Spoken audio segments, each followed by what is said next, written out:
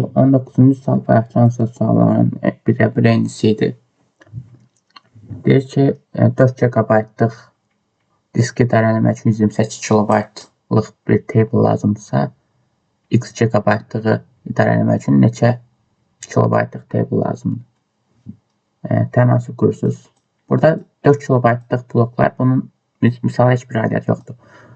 Belə başlayalım ki, biraz uzun olacaq, amma kompüter RAM-da yerlər var, otaqlar kimi düşünün. Bu 128 KB-lıq table-da otelin bir database kimi düşünün. Yadda saxlayır ki, RAM-ın hansı yeri, RAM-ın kodlarını yadda saxlayır da. Məsələn, otaq 5 oldu, boşluğum, otaq 7 oldu, boşluğum, bunu yadda saxlayır. 4 GB 128 KB lazımdır. X GB-da